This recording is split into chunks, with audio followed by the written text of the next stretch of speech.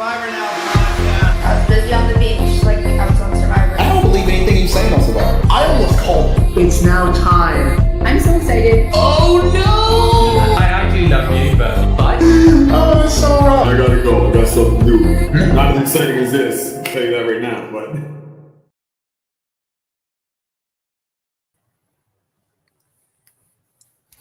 What's up, everyone? I am so excited to be here once again at this after show with two of my favorite guys from the podcast, honestly. Josh, what's up, Josh? How's it going? I'm doing great. You know, it's always fun when everyone lives together on the same beach and they call it a merge, you know, and then the season really starts to kick into a different gear.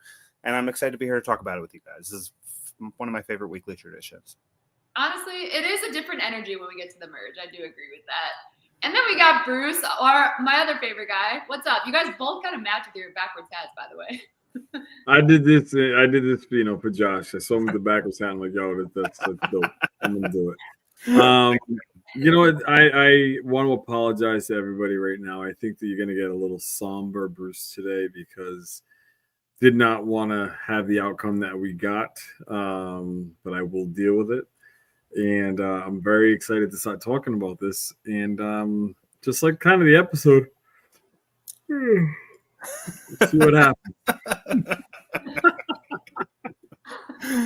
Oh, man. Honestly, I agree with you. I was very sad to see the outcome of this episode. You know, Zan's asked, where's my hat? You guys didn't give me the memo, so I guess I feel a little left out. I guess I know about the bottom of our alliance, but we're cool. But guys, I'm so excited to talk to you about this episode. We are missing our guy Abe, who is at a super fun event, and he totally ditched us tonight. So I guess he's truly at the bottom of our alliance tonight. But Yeah, he got voted off. Well, guys, let's start talking about this episode. We obviously, as Josh said, we got this merge episode. So again, the energy's just sort of shifted for the season. And One yet.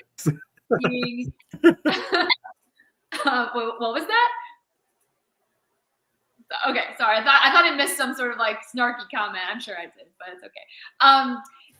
Well, we start the episode with Sage, Steven, and Jawan, who get back from voting out Shannon. And they're talking about how they're locked in with working together now, which, guys, were we surprised to see that these three were so in lockstep all of a sudden? I wasn't sure if these three were going to actually stick together going into the merge. Josh, what did you think about that? Yeah, I think it made a lot of sense for Jawan and Sage because they knew that they were at the bottom of their original tribe and they were like, okay, we got to find new options that work for us, especially when Shannon tried to turn on Jawan last week. So it made sense for them. And it definitely made sense for Steven to play along with it as him, you know, he's like, oh, I was the odd one out. You guys spared me. Definitely want to act like we're working together. I don't know how much how much that benefits him. But I do think that, yeah, you have three people work together on a blindside like that kind of chips away a key number from, what was the majority, I guess, leading up to that point, including two people flipping over. So I think it makes sense that they're like, oh yeah, we got to lock in. We got to set our story straight because, these other two are going to come in with a lot of questions and we need to be sure we're on the same page for each other's sake right here. That totally, you talking through that totally makes sense. So yes, I didn't really think about it like that, Steven almost feels like he owes them or something. Bruce, what did you think about all that? Did you expect them to be as tight as they were going into this episode? No, I didn't expect that at all. But again, we're watching an edited show, so there's a part of this game that we just do not get a chance to see. So some of this stuff, transpired, days ago. But yeah, it's, I agree with Josh. You're chipping away at something and you need to make sure that your stories are straight to be able to do so. And get yourself from the bottom and work your way back up. You have to work your way up somehow, some way. You can either do it by winning, individual immunity, finding an idol, finding an advantage, or talking enough ish that everybody knows, where it is you're coming from. Totally get that. Yeah. And them it couldn't have worked out better with them like kind of like sticking to their story going in. I wasn't sure like where they were gonna go with it. I was like, are they gonna tell the truth to everybody going back in? But I mean, hey, like they really sold this like Shannon turning on Jawan thing, which is actually what happened, but they just like really kind of like overplayed it, I guess. They like really made it sort of like theatrical. Yeah. I did write in my notes too, and I'm wondering your guys' thoughts about this. I don't know if you guys thought about it at all, but like throughout this season, a common theme that we've seen is like Jawan being so Uli strong and them like not really caring that he's Uli strong. But then this episode, he decided, I'm gonna jump ship and pretend I'm Uli strong, but I'm actually gonna be Hina strong. Like I'm gonna work with these Hina people who seem like I vibe a little bit better with. So Bruce, like, did you think about that at all? Like, at what point, like, was it Steven that sort of like sealed the deal? It obviously had to be, but like, at what point do you think he decided, like, yep, this is what's gonna seal the deal? Like, I'm finally with Hina. Once he geeked out with Steven, I think it was. You know, and the thing is too is that he saw the numbers the way they were happening, I guess, in his, you know, the way that it's kind of situated. And you don't want to be someone that's going to go against the numbers. And you know, I've seen people in the past that have played this game and they've been with the numbers the entire time. And the one moment that they're not, then either they're gone or they're going the next week. So, you know, he's doing what he's got to do. It's self-preservation at this point in time. But I think, like I said, I think it all started with him having that little bro out with Steven and then kind of go from there. Yeah, I wonder if he like finally woke up and smelled the roses that, you know, the original Uli tribe didn't care about him as much as he cared about them, because I feel like we saw early on that he caught like sniffs of that a little bit here and there, but he still continued to prioritize them with every decision he made leading up to this point. And I was just talking to some friends about how like we wish that he had made more decisions in his own best interest, and I don't know, I'm glad that he finally did.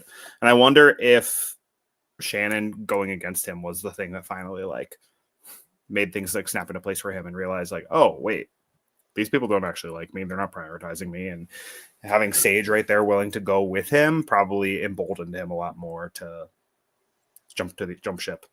And the other thing with Jawan too is he's probably sitting there and reading people the right way. You know, he's being able to read them and he's having conversations with them, looking them dead in their eyes, and, you know, kind of through his round, you know, smudged glasses, and he's looking at them. And you notice whenever he's talking to someone, he's always like, da, da, da. And even when he talks to Jeff, you know, he kind of looks down, like looks up at Jeff, like, there's one of these. You know, he makes that eye contact and stuff like that. And yeah, he probably caught a whiff of it at some point and was like, didn't really want to believe it. Like kind of held on to like faith that, you know, he was going to be, you know, strong with his tribe mates, his original tribe. And it's just kind of kumbaya it out.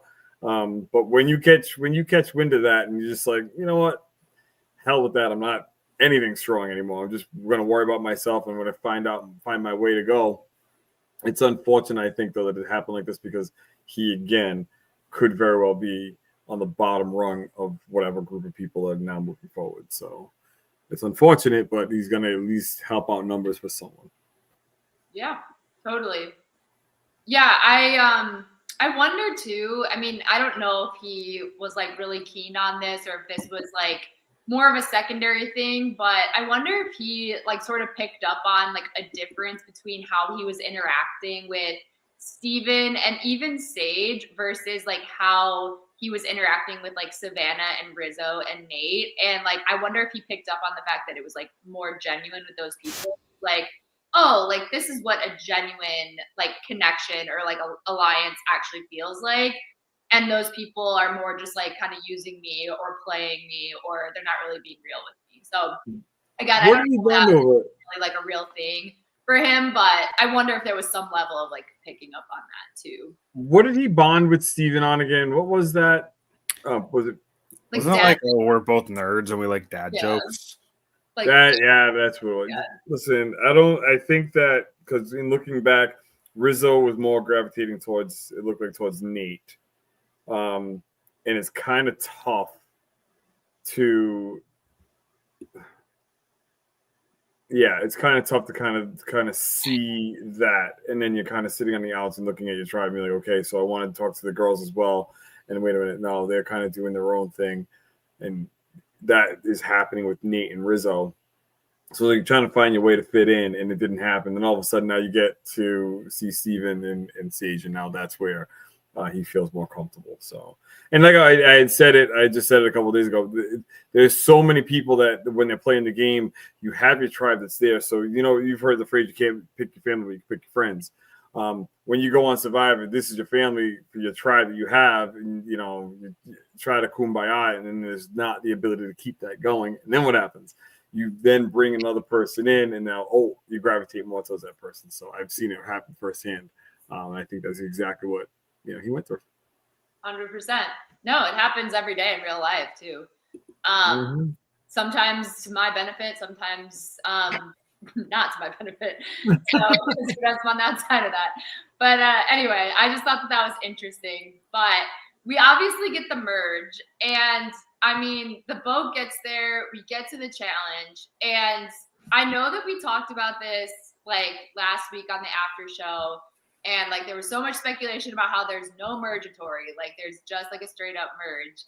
I was still wondering, is Jeff gonna announce some sort of crazy twist going into this? Because he's like, okay, drop your buffs, like you're getting this buff. Did you guys think there was gonna be some sort of like crazy twist going into this thing? Until I hear the words come out of his mouth, like "you are merged," I just know better than to trust that. He said it tonight. Thing. He did. But until he said that, I don't trust him. No, I'm like, there's gonna be something weird happening here. I fully thought there was gonna be something else. Like I knew it wasn't gonna be like the classic mergatory that we've been getting like in the new era, but just because of the fact that we were doing it this episode versus like earlier, but I still thought that there was something that was gonna happen. I don't know. But I was wondering to see us do it the way that we did, even though like not everybody got the feast, like it was still like that whole thing. But I was happy to see the way that we did it. How about you guys? I'm gonna go nuts. So go ahead, Josh. I'll listen to you. I'm listening to you is gonna probably calm me down. But go ahead. I was happy that they called it a merge. I was happy that that there was no none of that okay, we're not quite merged yet. Some of you are going to earn the merge buff. Some of you aren't. Shenanigans. So I'll take that. That's a step forward. I do think the splitting into two tribes, two teams, only half of which can compete in immunity, only half of which get the merge feast, is kind of dumb. I don't really understand what the point of it is, especially because they do the exact same challenge every season for this right here. I mean, the puzzle's different, I guess, but in general, you got the big rolling ball and you got to go through all the obstacles and you got to climb up there and everything.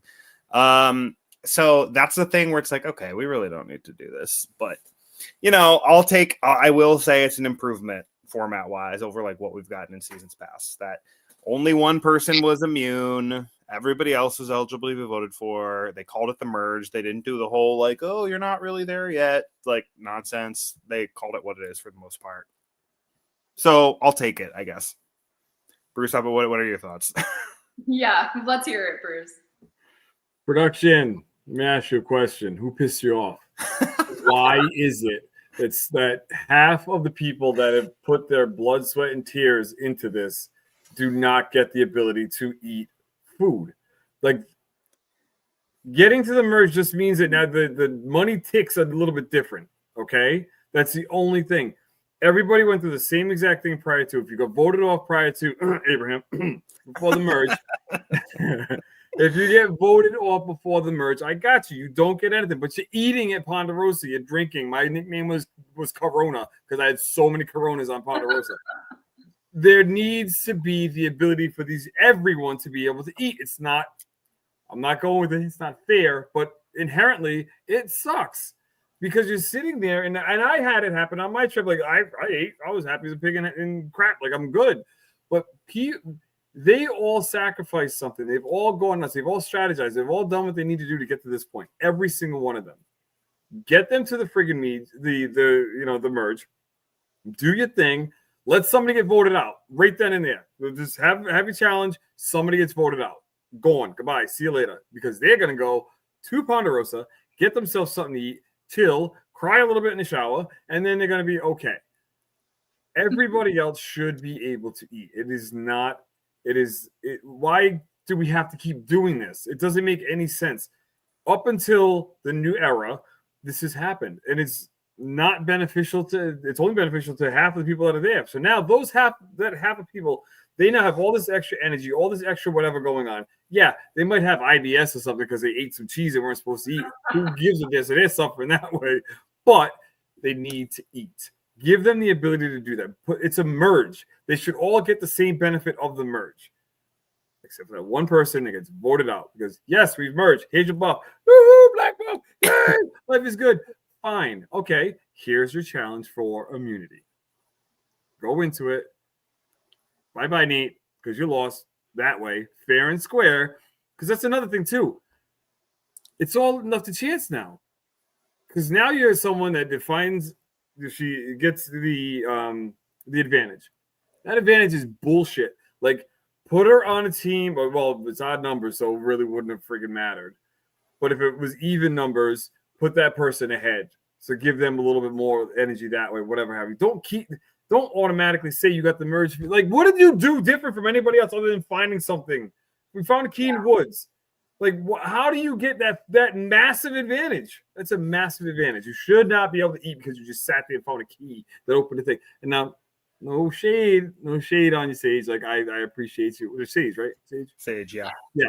No shade on you. Good job. Congratulations on getting that. To back up a little bit, Jawan, you officially are the Mr. Rogers because I was when I put my damn shoes on, take a nice soda, run into the woods and find the key. You now take that. You take that challenge. I know you were thinking about. I did. I thought about you when that happened. But I want everyone to be able to eat. You have that ability to eat. Everybody talks because it's just strange that you have half the people talking starving about being pissed off. Get them pissed off the next one. Do something else where, this one goes out on a journey, blah, blah, blah. And then people, you break them up and someone gets pissed. Fine. But the merge is secret. To say you made it to the merge is one thing. To make it to the merge and get the merge feast, everybody previous would get to eat at the merge. And as you can see, I love eating, and that's my take. So, all right. The thing, I'm totally with you. I was trying to come in like a little bit more, giving production their credit because I'm usually critical about this sort of thing. But I feel like you, as a former player, you can, just go off.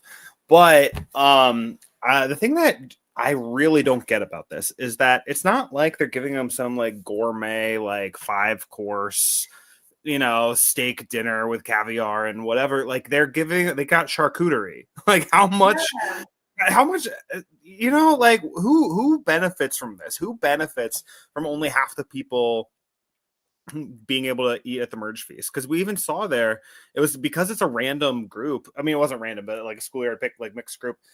They don't, they weren't going to talk about anything substantial. So like, what are we doing here? Like the merge feast is, I don't know. You're like Bruce said, it's like kind of a staple where you transition from one phase to the next. And this is the first time in basically the whole new era that they've hard launched the merge, where it's like, okay, you were in tribes before, you're now together, you're merged. No nonsense about like, oh, only half of you can vote or only half of you are mute, whatever. Like this is a regular merge. Have at it, have fun. Let them celebrate. Let them have their freaking charcuterie boards. Like it's not even it's not that complicated. And I feel like everyone. I know we want to move on from this too, but this just came to my mind too.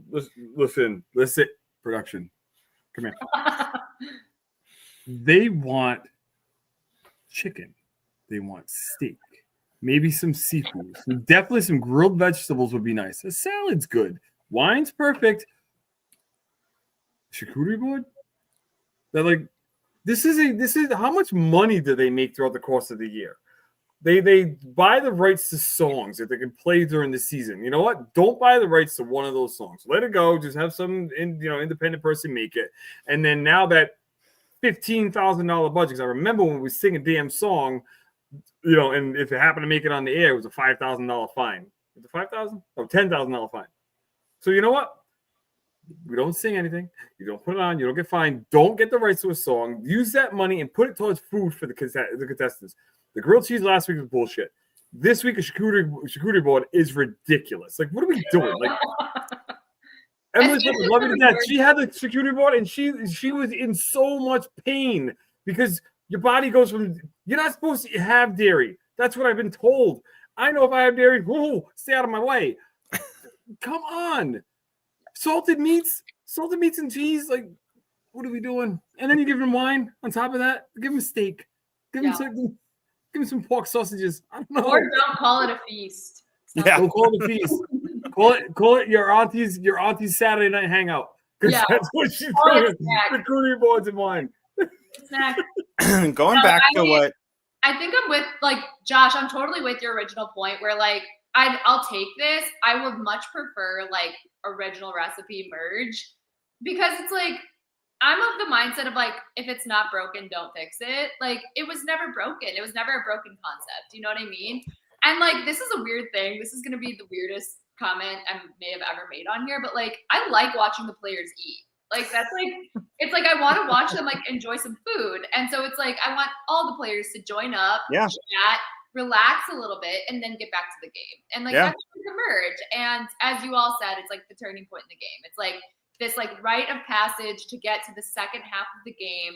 And then, you know, it's all bets are off from here. So yeah, I mean, I would love for this to be priming us up for 50 to go back to original recipe. I'm hoping that that's what happens. I'm hoping a lot of things with 50 go back to original recipe. But KFC the hell out of me. Give me the original recipe. there was some KFC talk tonight where Savannah named the one chicken Kentucky Fried, right? Exactly. Maybe it's foreshadowing. Yes. We're gonna see. Yes. Wait, what were their names? KFC, Teriyaki and General So's. Yeah.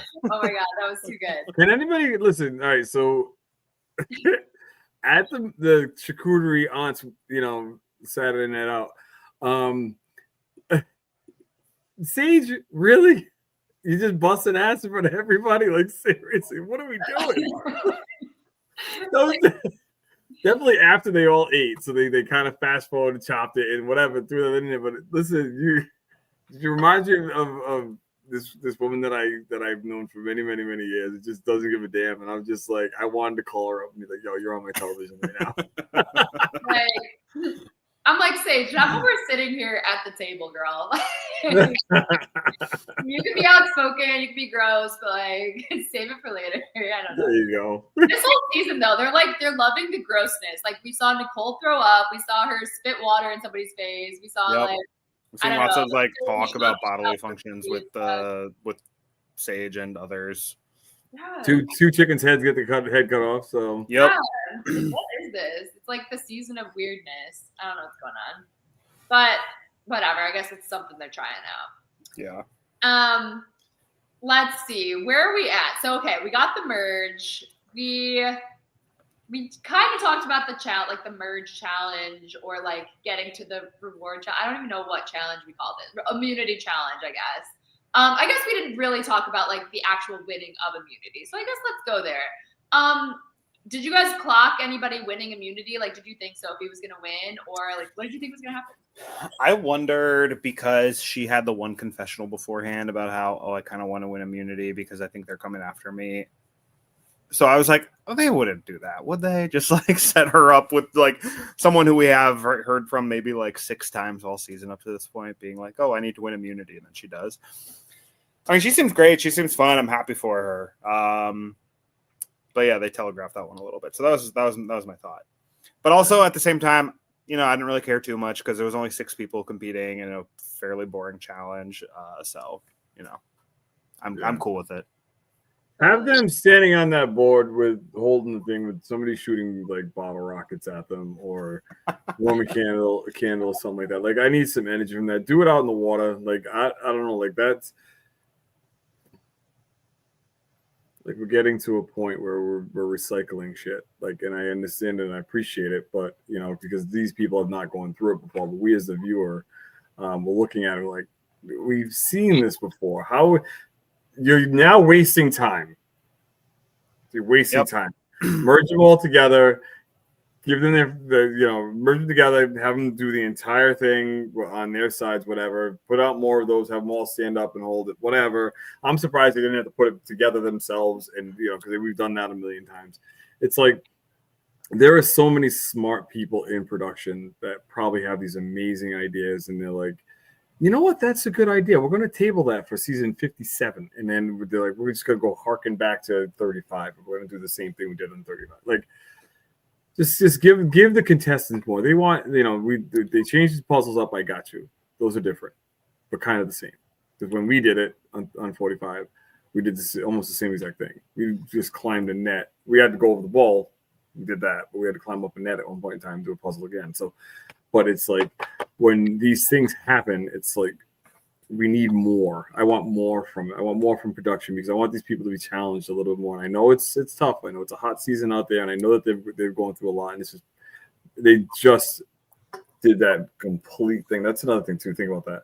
You just did that entire challenge prior to win, to get to to be safe, and then you're dead dog tired, and you're holding a stick in the ball like you. Who has that kind of like? It probably didn't even last that long. It's probably a short done and done. And, maybe that was the whole goal of it, but who cares? Like, I'd rather have them standing outside for 20 minutes holding the ball and, walking down that beam as opposed to the couple minutes. And then all of a sudden half of them don't get to eat. So, and yes, I'm going to keep saying eat. If you're watching it and you're like, oh my God, Bruce is always talking about food. Yes, he is. Feed him. It's important. Like I said, I like to see the players eat. Like, Yeah. Wait, so this is going back before the challenge, but Jeff mentioned that, we have some spots on Survivor 50 that are still open. So, like, this is where people build their career. This is where they build their legacy. I don't know. What do we think about that? Oh my God, I'm so glad you brought this up. Because we were walking through the challenge. I'm like, oh, wait, yeah, he did say that before the challenge. And I'm like, yeah, we definitely have to talk about this. Yes, thank you for bringing that up because I wanted to talk about this. Okay, I don't love the idea of Jeff having to like incentivize the players to like actually play the game. That's what it felt like he was doing. It was kind of like, okay, like we made it to the merge, like make sure you make some big moves because I want to be able to put some of you guys on 50. Otherwise you guys are going to be playing boring this whole time. Like that's what it felt like he was saying. Now, maybe I'm just being like kind of negative Nancy over here. And maybe he was just like, hey, we want to make sure that we like represent all of the new era or whatever. And like you guys have a chance to represent this season. I don't know. Maybe he's just being like excited Jeff out there and trying to like, put that bug in their ear. Who knows? So for that reason, sure. Like get them excited, get them like amped up and like make them realize that their season actually matters. But yeah, that was kind of like my first thought. I don't know. What did you guys think? No, you go first, Bruce. You sit there in front of everybody at Ponderosa about a day or two before you fly out. Jeff comes in the helicopter, drops in, and he says, hey guys, play as if it's your last time playing. If you want to build a career playing, Survivor, play hard. You never know what's going to happen. That's when you tell them. Don't tell them during this here because it turns into us as viewers and us as passionate people that love this show. Now I'm looking at it and I'm saying, okay, I know, unfortunately, my wife's sitting on the side of me. We're sitting there watching it and like, it's unfortunate that I know who's going to make it. I said it tonight before we came on. It's unfortunate that we know because now I'm sitting there looking at these two people and I'm like, what have you done so far that warrants you to play season 50 of Survivor? 50. I'm not talking about like, 49. I'm not talking about, 43. I'm not talking about 36 or 53. I'm talking about season 50. It's 50 years. This is a staple season.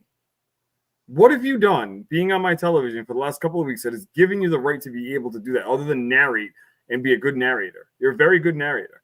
I've not seen it yet. The good stuff could be coming. I appreciate that very much so. But now you're telling them, go out there, play. You don't know. You could be the one. And then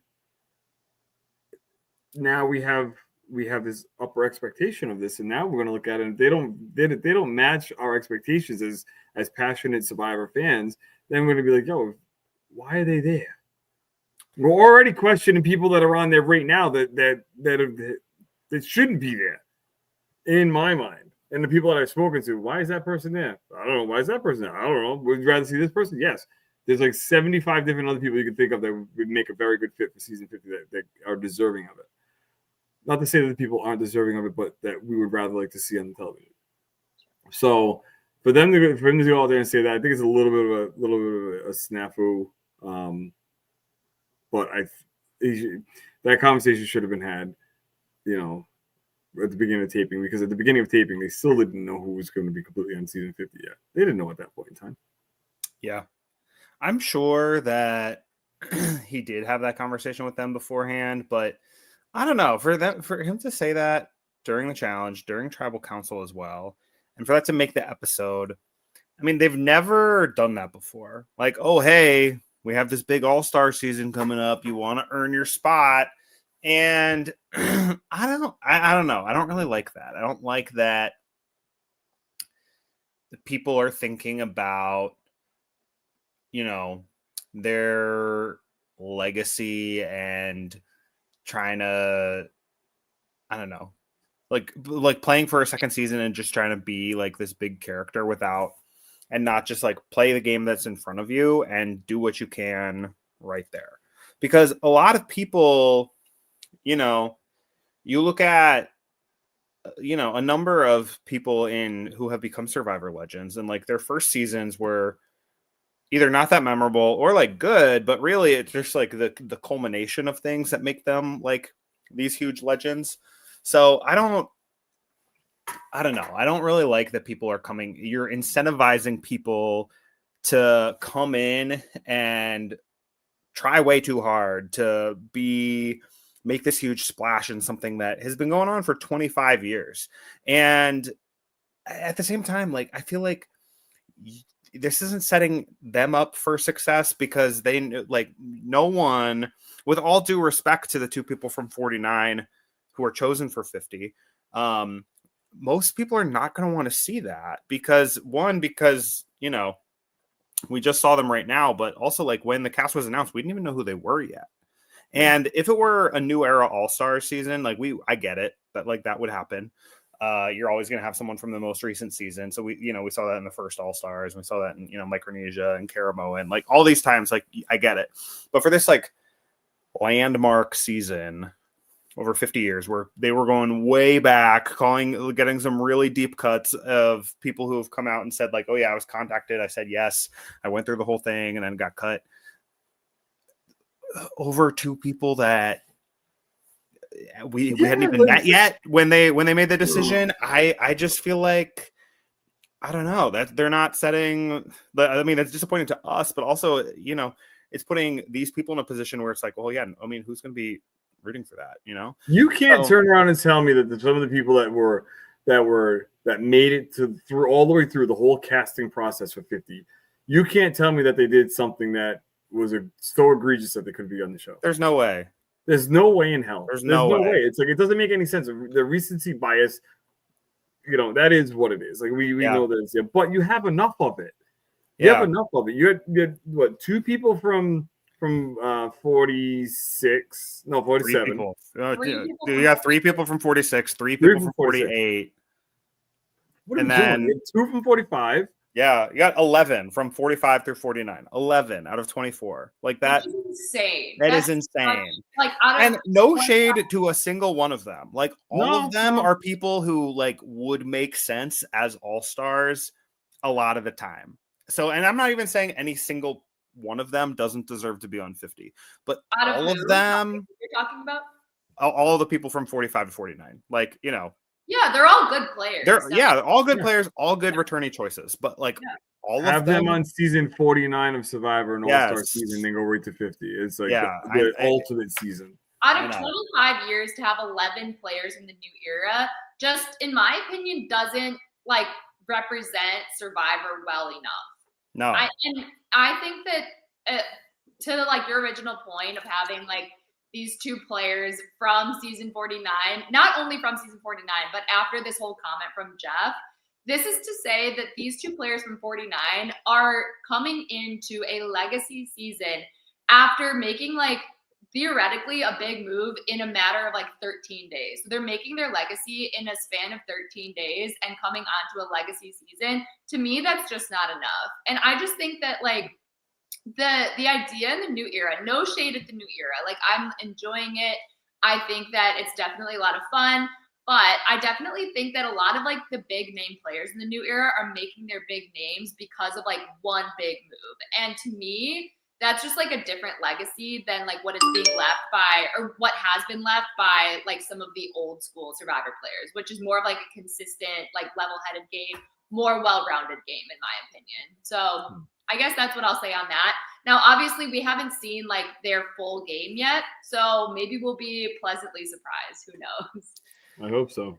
I mean, again, both people that are allegedly on season 50, like I can see why they would make sense as returnees in some All-Star season, but yeah, I don't know. Yeah, it's really tough, and it's tough too because I feel like all the other new era folks, like they deserve their own All-Star season. Like I really wish that season like 46 or 48 or 49 were like a new era All-Stars, and then this would be a totally different conversation. But here we are. Yeah, it's too bad that that's not what ended up happening because definitely a lot of new era players deserve like their returnee season. So many coming back on 50. And then like a lot of people are throwing shade at the new era players that are coming back at 50. Yeah. Not really fair, like any way you cut the cake.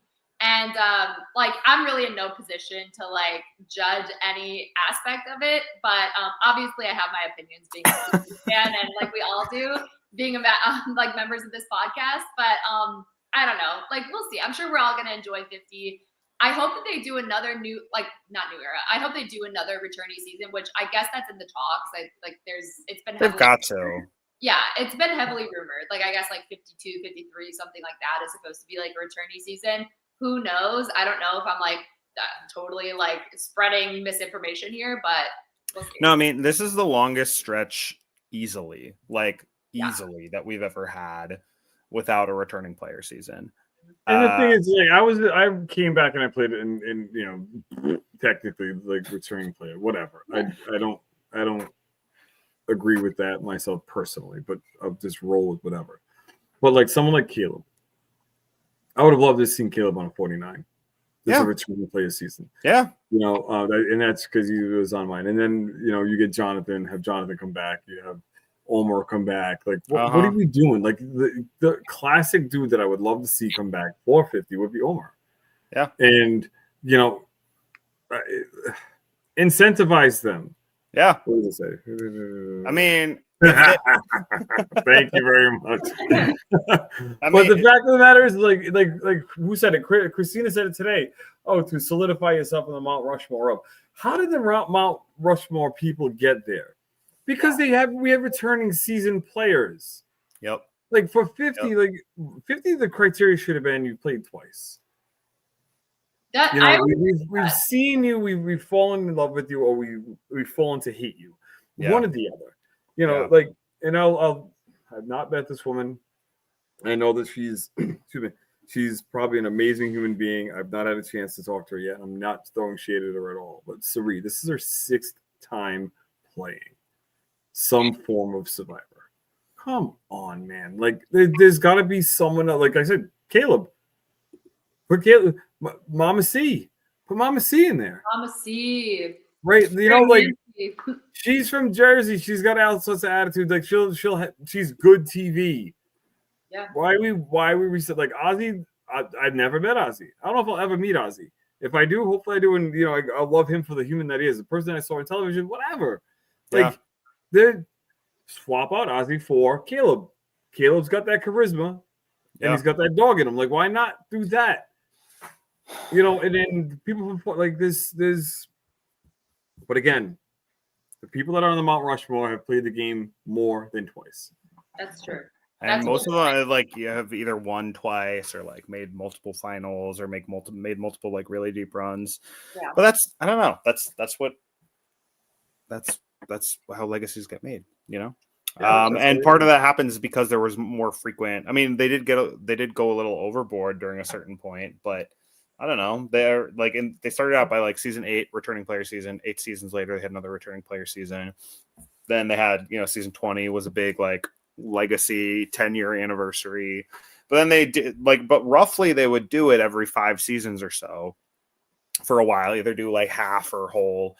And then with a couple seasons in there where you'd bring back just like 2 people. But then to just go completely cut that off for 6 years is, I don't know why we did that, because there's so many people. If it were like a new era All-Stars, there are so many people who I'd be really excited to see again. Bruce, like half of your cast are people that I would like really enjoy seeing again. Was one of my favorites. In like if it were a new era All-Stars. Yeah. But because it tried to do both, it just, I don't know. Yeah. I agree with all of what you all are saying. Like, it's just there. I feel like it's tough too, because like it was tough for them to win with this, because there were so many players, like so many people wanted so many deep cuts.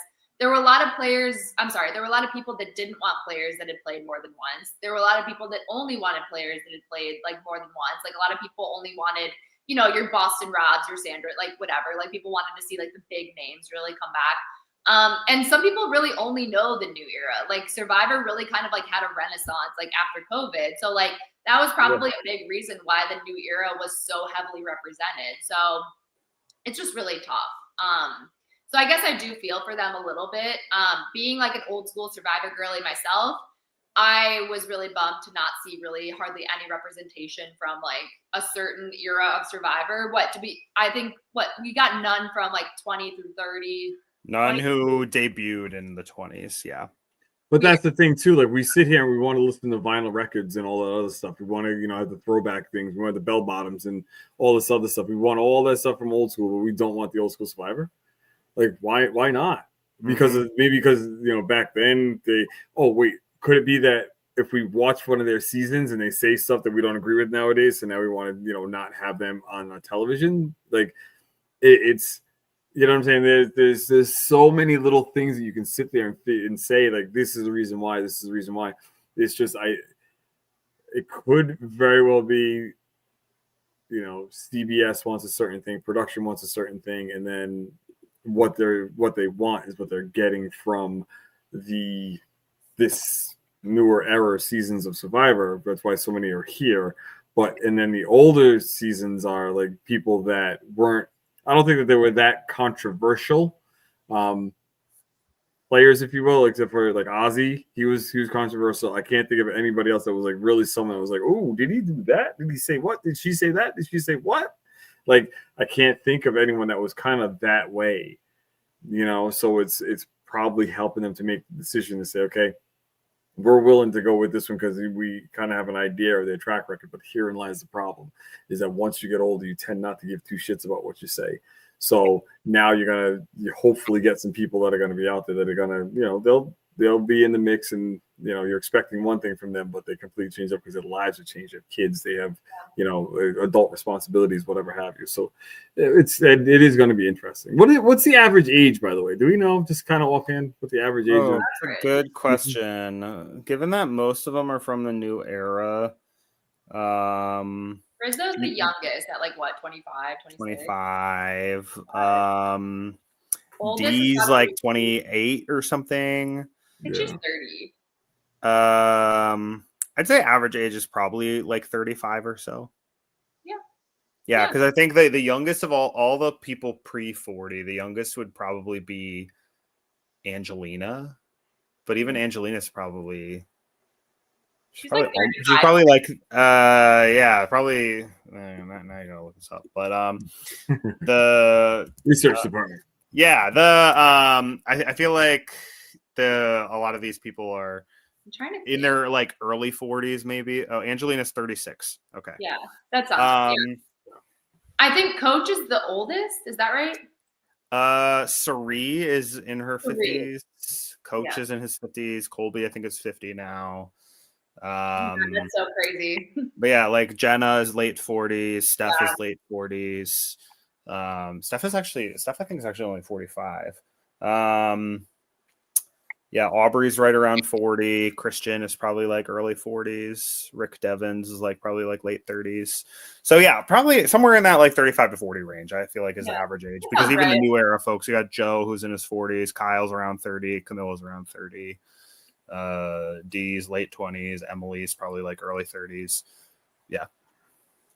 So what they should have done, this is like the last I'll say, and then we can move on, guys. But just to appease everyone, what they should have done is like a mini season of Survivor where it's like all our favorite like old school legacy people, and they should have played like a mini season, and like they should have had like the top people from that season, whoever like made it from the top people, and then they should have like a mini season of like new school people, new era people, and then they should play each other. New school, new era versus old school. I wouldn't.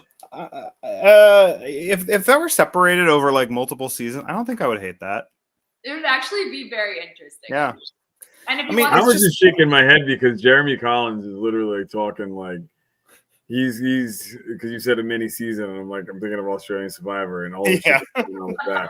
And Jeremy Collins just put something out today, and I'm just like, I back him 110%, 110%. I back what he's saying, like, you know, and not just because I idolize him before going on the show and still to this day because he's a good dude. We should be able to have our comments in regards to certain things, and he's just. People are trying to drag him, and he's just like, I don't really give two damns about what you're saying. Like, but I'm going to tell you this. Here's the deal. Like, you're coming at me for this reason, and kind of, letting him know what's up. So when you said mini season, that's the only thing I thought of was Jeremy. These people trying to roast him and cancel Jeremy Collins. They ain't got to cancel him. You don't cancel people who care.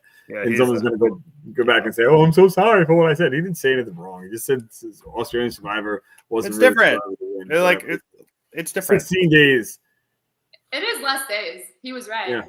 I do think a win's a win, but we can talk. Listen, a win's a win, but he categorized it as a win and a half. Like she has one win, and this was a half. So that was just everyone's totally entitled to their opinion. And Jeremy, I love you still, and I've always been a Jeremy fan, so we'll say that.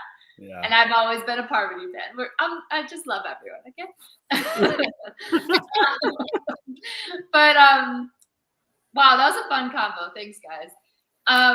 Well, where were we though? We were okay. So we talked about the immunity challenge. We got there. We talked about Jeff's little comment about playing for 50, which we all I think can agree we're not fans of. But Sophie comes back with the necklace. We go to the merge feast. I'm going to put that in quotes because we all know it's not really a feast. It was the charcuterie board. There wasn't really any talk at the feast. Like, do we need to go over anything else? Anything else noteworthy happened at the feast, you guys? I just hated the idea that, well, again, this leads to another scenario. There was a comment that was made. Sage had said, awkward, because someone had said, and it was the person's face was off camera, so I don't know who said it. Is this a weird time to talk strategy or something like that? Like have gameplay, like something was said, and it's like one of the, like I want to look at that person and I want to say, well, what are your thoughts, as opposed to like trying to incite conversation some way in regards to gameplay. It was like made awkward because it was said, is this a good time to talk strategy? Or this isn't a good time to talk strategy because, your people who you would talk strategy with are not there. So I don't know, correct me if I'm wrong in regards to that, but that's what it sounded like to me. Like, then I just kind of sat there like just talk strategy. Who gives a damn? Like, then go back with the information that you got and use it against whoever you want to.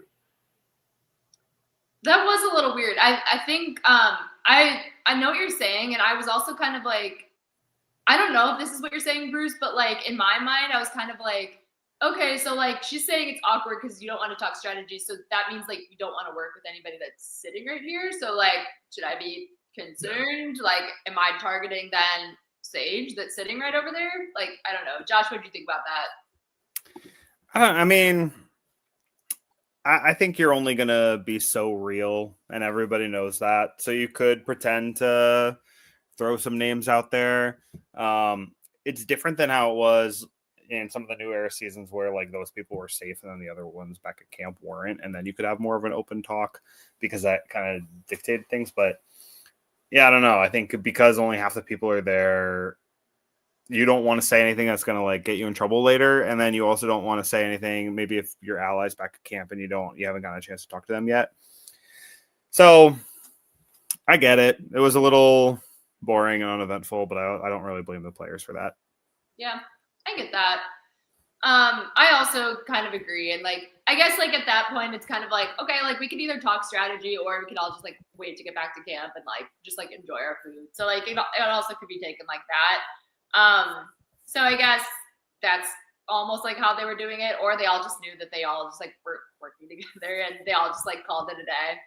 But so one of my favorite moments of the episode was we go back to camp. So we go to the group that did not win the feast, the charcuterie board. And MC is dying to go look for her idol, her clue to her idol. And Savannah goes and chases her down and is kind of like spying on her, watching over her shoulder.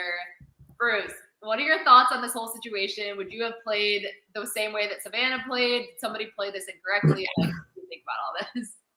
First off, MC, you showed your prowess right there because little Savannah goes, I see the key. And MC was like, bam, get in your place. She hit, I thought she picked up and threw her. Like, that's what I thought at first. I'm like, oh, shit, did she just throw her?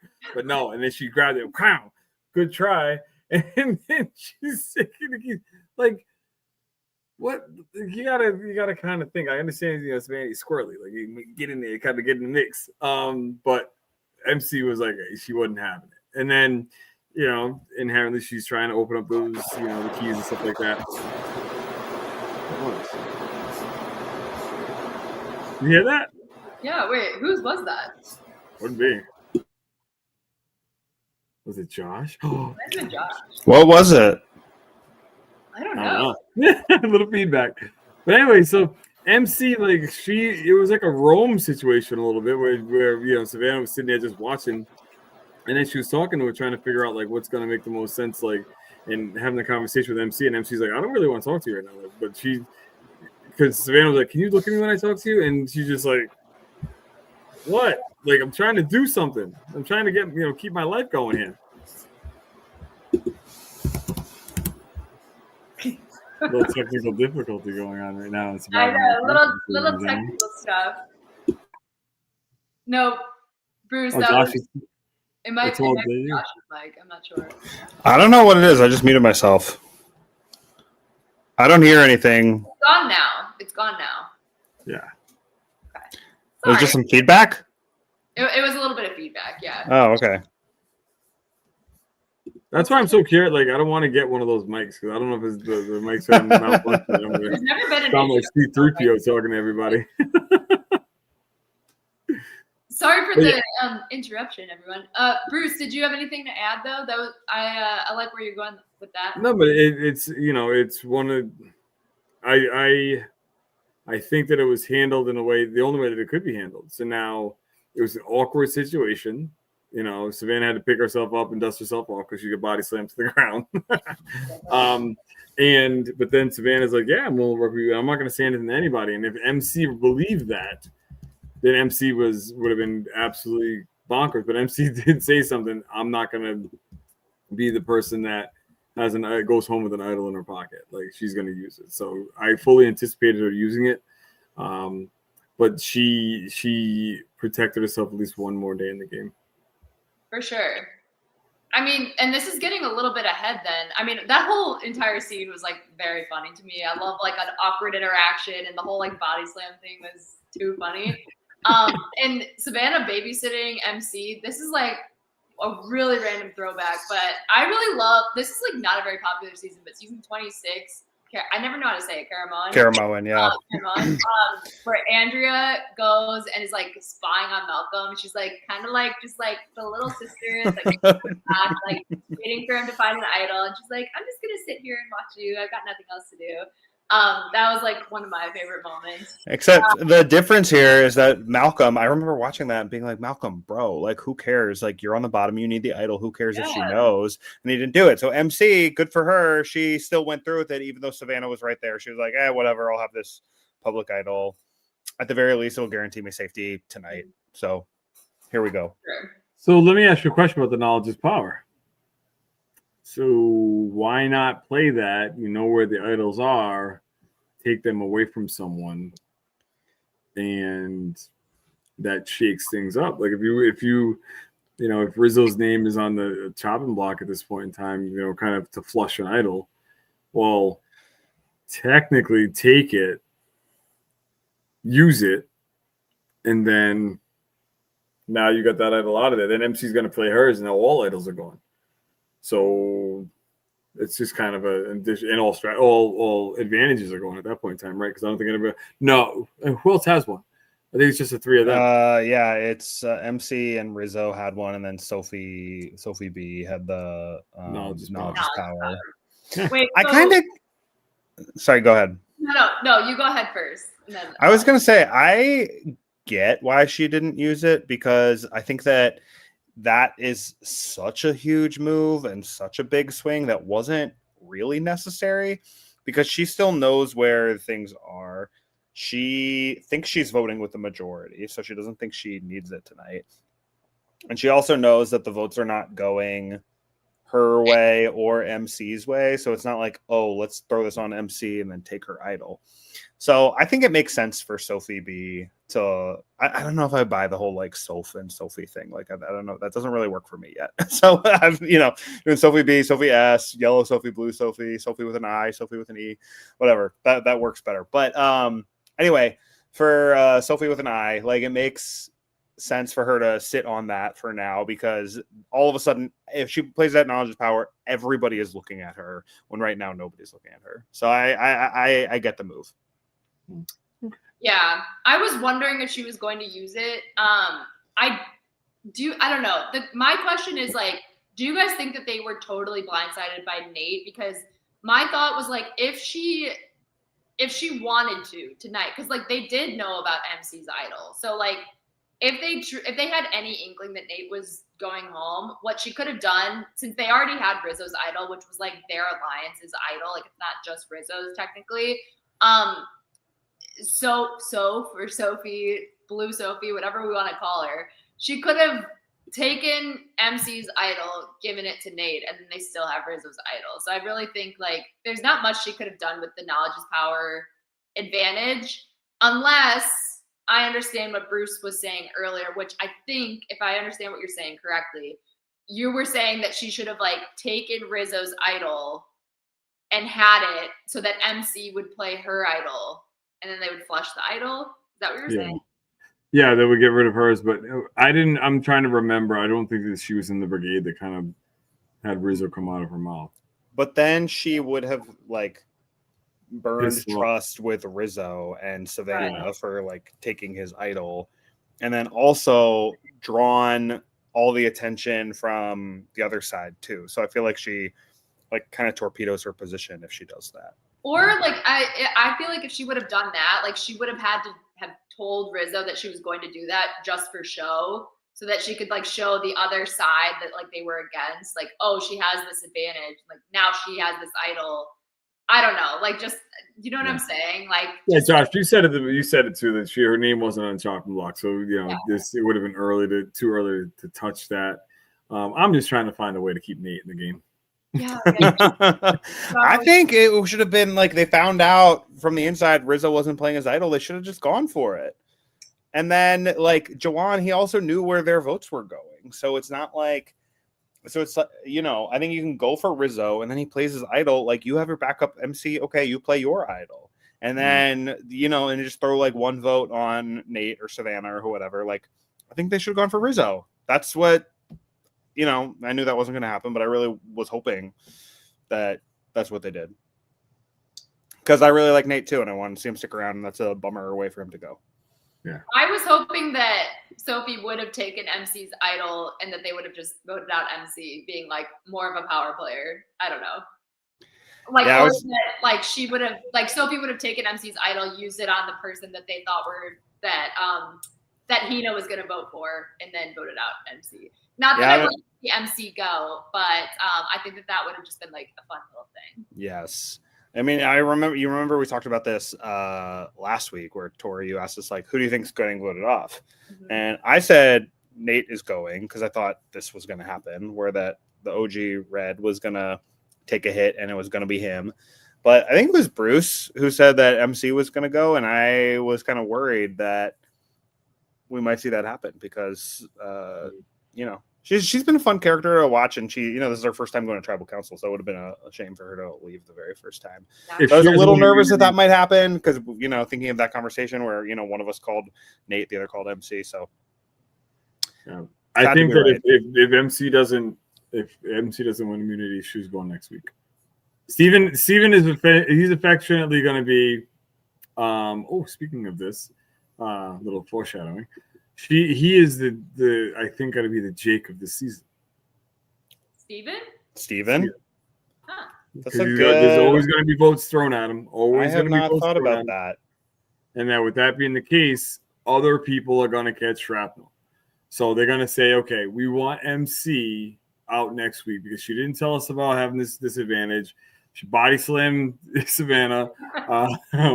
So now it comes down to, okay, so we're going to go after MC. But just in case, because she's wily, she found one. If she finds another one, let's split the votes, throw some on Steven, and then MC. And then the week after that, we'll throw votes on this one and then a couple on this one. Like, Sad. I I, don't know. like Steven too. I hope that doesn't happen. But you might be right. That's a good I like one. Jake too, and it happened to Jake. Like, it's just, I talked to him tonight. Yes. Guys, we need to talk about some more predictions, but we're going to take a quick ad break, and I want to hear more about your thoughts for next week when we come back. Beautiful. Hey, you. Yeah, I'm talking to you. No, not them. I'm talking straight to you. Are you interested in even more Survivor content? Make sure to check out Survivor Now's Patreon page. We've got some incredible stuff going on over there, like an exclusive interview with the Dragon Slayer, Coach. Can you believe it? As well as many seasons that we revisit, so much bonus content, and there's 2 tiers to choose from. Either be a faithful member for $3 a month, or be a legend for $5 a month. There's also a 1-week free trial for the Legend tier if you're interested. So what are you waiting for? Go to the link in the description below and join our Patreon today. I better see you there. All right, let's go back to the show.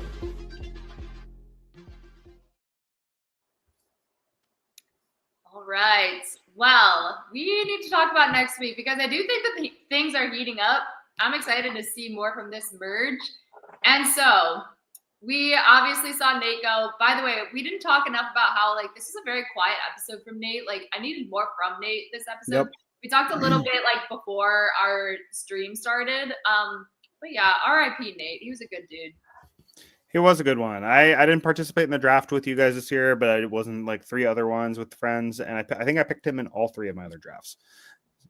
I was really rooting for him. I believed in him. I thought he seemed like a lot of fun, and yeah, everyone seemed to like him and respect him and be threatened by him in some way. So I wish we got more for that. So Totally. RIP Nate. He seemed like a real one. He was a real one.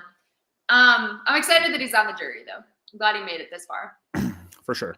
But Yeah. all right, Josh, I'm gonna do 2 questions for both of you, and you can answer both at once, or you guys can sneak back around. Doesn't really matter. But the questions are: who do you think is going to win immunity, and who do you think is going home? So, Josh, you can start with either one of those.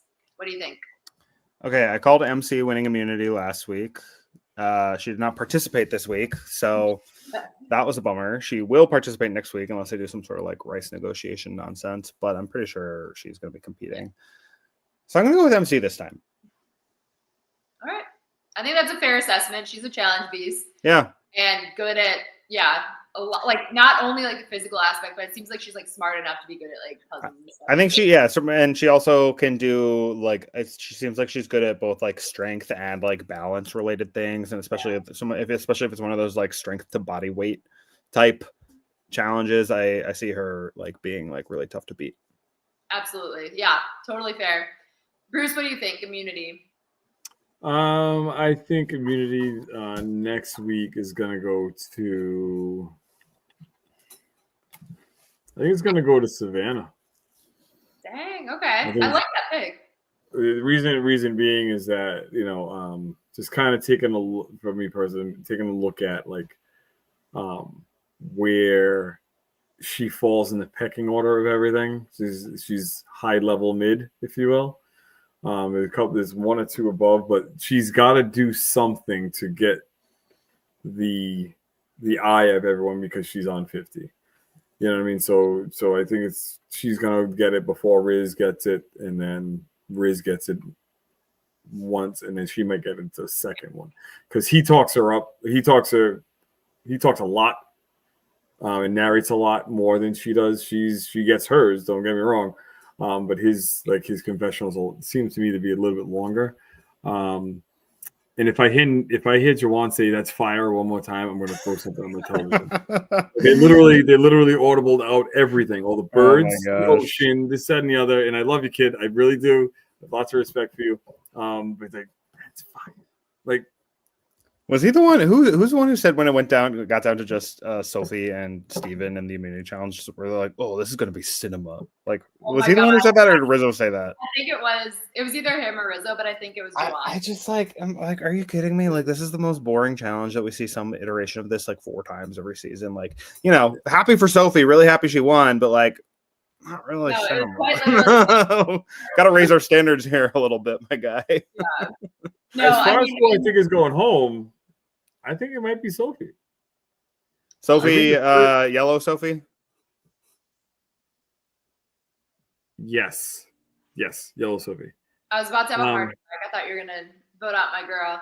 No, because it's like, well, D won our season when she was holding on to the pole with Kelly. So I really do think that the curse of the early win is probably going to hurt. Because I know that I won the first one, and then I won the second one, and then I was going directly after that because, the threat aspect of it. They probably thought she was unassuming that she wins this immunity, and now it's like, oh, well, wait a minute. She's a player. And they even said about Steven. Steven, so far, he's a threat. He didn't win. So... You know what I'm saying? It's like, so that's why I think that those two predictions are what's going to happen next week. See, I was going to say Sophie too. Don't change your mind. That she won. Well, no. I mean, that is what I was going to say. But because I feel like someone so, as far as the edit is concerned, someone so random like her who we haven't really gotten a whole lot from.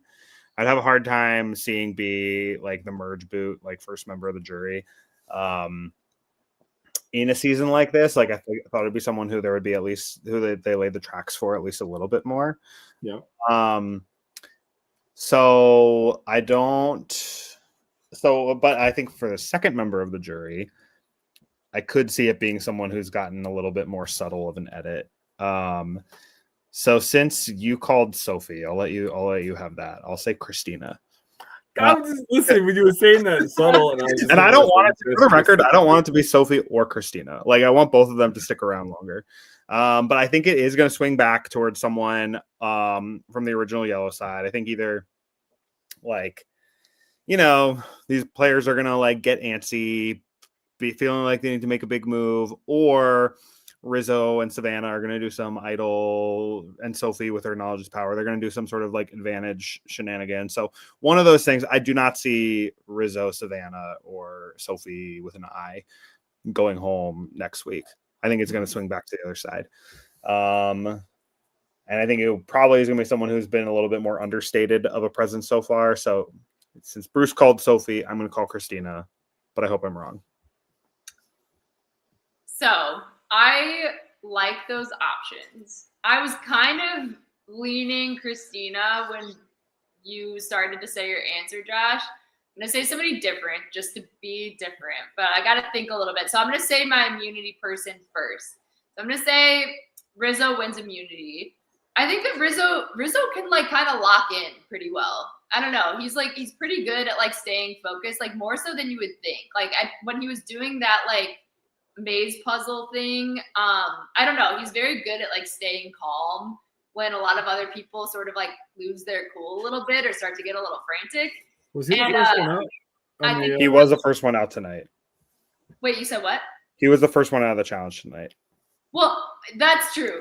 He locked him and he dropped the him key. tonight. So this is that example. I thought you were And then there was saying- obviously the opening sweat and savvy challenge too. He didn't lock in tonight. You're right. But I think like in previous challenges, he's been good at locking in and like keeping his cool and staying calm and stuff like that. And I do think that he'll be able to pull out that level of calm in future immunity challenges that are unlike tonight's challenge. So yeah, I think that Rizzo will win immunity and redeem himself from this first immunity challenge. And I think that the person going home, I do think that old Uli is going to get crafty. And Savannah has a fire lit under her. Like she was pissed after tonight's tribal. So this girl is here to play now. And then after that Survivor 50 comment, like she's here to make a big move now. So let's see.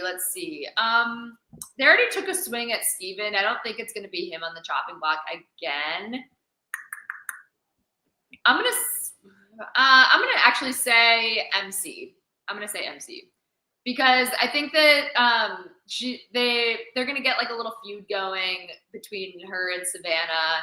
And, you know, she didn't want to work with Savannah this week. They know that she's a challenge beast. They're going to be worried about her, like, being able to go on a run with immunity.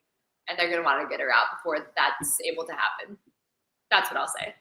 Yeah, I agree. That makes sense to me in my mind. It makes sense. Yeah. But I like my prediction better. I don't actually, I like your prediction too. I don't actually know if those things will happen, but it's fun to think things through and come up with other options. So that's what we'll say. And everyone else, if you have any other comments that you think will happen, drop them in the comments. We'd love to hear them while we go over what we have coming up this next week, because we have so many fun things in our Survivor Now podcast world. Let me get this visual up for you so you can actually see, but I'll start talking you through it. We have no show on Thursday, so you can sit back, relax, and think about what you want to watch coming up. Or rewatch this episode. That'd be great. We have so many good things though coming up later. If I can actually get the thing, where is it? It's on the notes thing on the right, I think Ollie said. So it's definitely there. I just want to make sure I can get it. Oh, here, the schedule on the. There it is. There it is. There. Okay, so you all can see it, and I could read it to you also in the notes. So, like I was saying, tomorrow, sit back, relax, think about what you want to see coming up this week. Friday show is Stockwatch at 1 p.m. Eastern Standard Time. Sifu from Survivor 45, a friend of Bruce's from Survivor 45, is going to be the guest joining our hosts. My heart right there. It's going to be really fun. Survivor Social at 8 p.m. on Friday with Dash from Squid Games. The challenge is going to be the guest for that one. And then we've got Saturday shows too. Got something for you at 3 p.m. Eastern Standard Time with the one and only. This is an exciting one, you guys. You're not going to want to miss this. It's Kelly Wentworth, one of my favorite players of all time. So definitely come check that out again. That's at 3 p.m. Eastern Standard. That is a great get. Yeah. I'm gonna try and get into that podcast. I'm gonna try to get in and talk to Kelly because I see her stuff on all the time, and we message back and forth. And I've never met her face to face. I've never heard her voice outside of listening to her on Survivor or on her, on Instagram. But I would love to just drop in and say hello. Oh, for sure. No, she is so cool. I mean, I'm not gonna lie, you guys. Like, I'm so jealous. Like, I would love to be on that conversation. We just go show up and heckle them in the chat. Honestly, I might be there, you guys. We're gonna see. Josh and Bruce, thank you so much for joining me. I had so much fun talking with you guys. This was fun. This is great. Always a really fun time to talk about the episode with you. Absolutely. I hope I didn't rub anybody the wrong way, but you know what? When you want the passion from Bruce, you're gonna get it, and it's gonna come just straight at you. Our Listen, passion is one of the things I think people love about all of us. yeah, I think like we're 9 seasons into the new era, doing like largely the same thing most of the time. Like you're gonna hear some complaints about production. And I think with all that talk about 50, like really breaking the fourth wall this week, like we're gonna, like it's time to rehash those wounds too that we're still like got our feelings about too. So, Absolutely, it's all in good fun, everyone. Yes, Right. we're here. We love it, guys. Follow Bruce and Josh. Where can they find you guys, really quick, on social media? Anywhere that you want followers to find you? My Instagram, I don't really do as much Survivor stuff, but that's the one tagged here, and Josh Green 429. I post about Survivor more on Blue Sky, which is, I believe, J Green MKE is my Blue Sky handle. So that's where I post more about Survivor. Cool. Check out Josh and Bruce. Where can we find you? I'm gonna have to find out about this Blue Sky thing. I'm a little old. I don't know what that's all about. You're not on it. I thought you were. No. I guess not. We'll talk later. We go. All right. I'll let me set it up. But I'm on Instagram. My handle's right there. TikTok. I don't know what that is. My handle is there, but I'm on there. It's like Mr. Bruce. I don't know, something they picked for me. But I'm as active as I can be. I put stupid videos out. I just have fun. I repost a lot of stuff and just have a very good time with it. And then when I get my DMs that I'm not happy with, I'll let the world know. So, but yeah, that's where I'm at. Awesome. Cool. Well, check these guys out, you guys. Everybody subscribe, check us out every single week. Come join us. We're a lot of fun, obviously. And until next time, we will see ya. Have a good night.